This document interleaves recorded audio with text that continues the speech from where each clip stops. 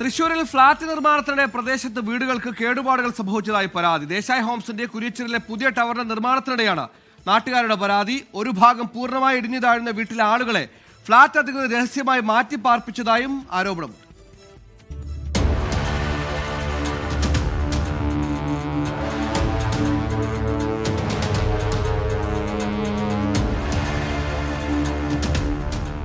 മൂന്ന് ദിവസങ്ങൾക്ക് മുൻപാണ് സമീപത്തെ വീടിന്റെ ഒരു ഭാഗം പൂർണ്ണമായി ഇടിഞ്ഞു താഴുന്നത്.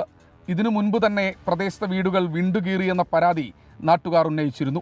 ഞങ്ങൾ എന്നും ഇവരോട് വഴക്കൂടുള്ള പണി, ഞങ്ങളുടെ വീടുകൾക്ക് അപകടം വരുന്നു പറഞ്ഞിട്ട് ഇവരത് കേൾക്കില്ല. ഇവരത് വലിയ വലിയ ആൾക്കാർക്ക് കാശ് കൊടുത്തിട്ട് കൈക്കൂലി കൊടുത്തിട്ട് ഇവർ കയറി നിൽക്കുന്നതാ.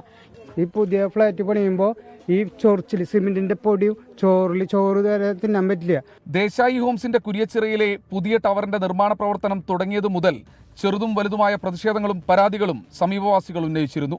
വീടിനുള്ളിൽ പോലും വിള്ളലാണെന്നും എപ്പോൾ വേണമെങ്കിലും തങ്ങളുടെ വീടുകൾ ഇടിഞ്ഞു താഴാമെന്നും നാട്ടുകാർ. വീടിനുള്ള പൊട്ടലുകൾ പറയണേ, അതാണ് പൊടി.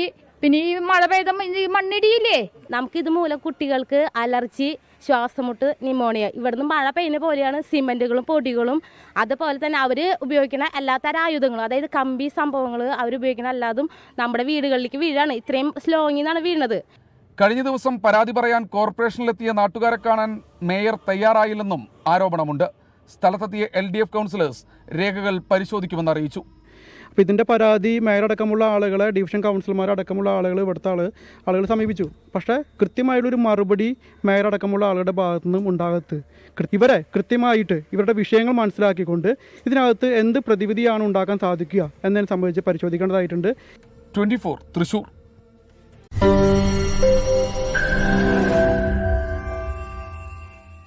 ലോകത്തെവിടെയായാലും ഏത് സമയത്തും 24 വാർത്തകളും ഓഗ്മെന്റഡ് റിയാലിറ്റി പാക്കേജുകളും എക്സ്പ്ലെയിനറുകളും വിശദമായി കാണാൻ ഞങ്ങളുടെ YouTube ചാനൽ നിങ്ങൾക്ക് സബ്സ്ക്രൈബ് ചെയ്യാം.